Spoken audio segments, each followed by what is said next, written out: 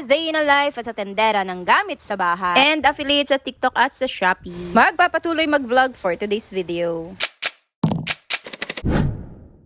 Hello mga kanikain pets! Ngayong umaga nga ay may order na tayo na budget sofa. Pero dahil nga hindi tayo kasama sa deliver, kasama ko yung mga bata papuntang Paracali. Bali nga yung panganay ko ay bumaba na sa labo kasi nga may gagawin daw siya. Pagdating nga sa tindahan namin kasi maulan, ito yung bumungad sa harapan ng tindahan namin ngayon. Bali naisipan ko nga i-video yung loob ng tindahan namin ngayon. Sabi ko nga ay baka maluwag na yung tindahan namin kasi ang daming malalaking items na nawala. Ang dami kasi natin pa order ng mga nakaraang araw na furnitures. Kahit nga ang dami nabawas talaga namang eto puno pa rin siya. Kumbaga sa tubig may pang refill kami sa likod ng mga naka-stock pa. Sa totoo lang gustong gusto ko na dasik-dasik yung tindahan namin. Sino bang aayaw sa punong tindahan, di ba? Kung naghahanap kayo ng gamit sa bahay, baka nandito na yung gusto ninyo. May pwesto kami dito sa Paracali at may bodega rin kami sa Dae. Kaya naman tumatanggap kami ng online orders at nagde-deliver din. Meron kaming mga foams, furnitures, appliances, plasticwares, metal frames, at kung ano-ano pa. Habang nagbi-video nga ako dito ay may nag-walk-in na. Bali tanghali na nga nito nung dumating ako at may mga bumili na. Pero ito nga ang inabot ko si ate. Gala nga daw niya itong pangarap vanity dresser na ito. Sabi nga niya pinambili niya dito ay souvenir sa kasal nila. O diba, san ka pa? Pagkaalis ka ng buyer ay dumating na rin yung mister ko. Galing na nga sila sa deliver sa Vince's at sa Labo. At kukuha nga sila dito sa tindahan ng mga pan-deliver sa Panganiban. Bago nga sila umalis ay nag-check na kami ng lahat ng items sa pan-deliver para naman dali na mag-check doon at wala na silang problema pag na-deliver na namin. Mga small items pero marami, dalawa lang ang dideliveran nito sa Panganiban. Ganyan lang naman ang routine natin dito sa tindahan o kahit nasa bodega tayo. Na-check lahat ng items bago umalis para iwas abala. For the pa-cute nga yung anak namin dyan kasi nga pampatagal na ng pagod ng papa niya. Bago nga sila umalis, sabi ko i-video ko muna lahat ng dala nila at baka may kulang pa. Mga bundle set nga ito mga in-order nila madam. Parehas din sila may vanity dresser na order pero yung isa disassemble, yung isa naman assemble na. At pagkaalis nga nila may walk-in buyer na kami ng isang heater. At nagpa-reserve ng budget sofa na binayaran na. Next week pa nga daw nila kukuhain pero binayada na. Pagbili nga ni ma'am ng heater ay dinagdagan na rin niya ng rice cooker. Mura nga lang daw ng paninda namin kumpara sa iba. After nga ng lahat ng ito, dali-dali kami pumunta sa terminal kasi uuwi na kami. Kaya lang ito nga yung nangyari.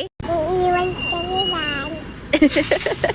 Last trip na nga daw yun at hindi na kami kasama. For the pa-rescue nga kami sa aming papahan na nag-deliver sa Panganiban. Sabi nga ni Master ko wag na daw kaming umalis kasi babalikan niya kami sa terminal. Iisip ko ngayon kasama niya yung bababasa, napakalakas ng ulan. At nang dumating nga siya ay wala nang kasama, medyo madilim na rin kasi nga napakalakas talaga ng ulan. Nung nasa terminal nga kami, pagsakay namin sa sasakyan ay nagdiretso pa kami. Malabo sana kami matutulog sa bahay namin. Hindi nga kinaya ang ulan at nagbalik na lang kami sa tindahan namin. Sa tindahan na lang pa ako tayo matulog kasi tayo naman yung magbabantay kinabukasan. May mga gamit din naman kami dito at may mga extra rin damit. In case na hindi kami makauwi, ay meron kami mga pampalit. Gabi na ngayon at pinasok na rin namin yung mga naka-display sa labas. Expect nyo na nga na araw-araw na ako mag-video. At kung order nga kayo ay makakasama kayo sa aking mga daily vlogs. Follow nyo na rin ako para sa susunod na mga ganap. Hanggang dito na lang. Thank you!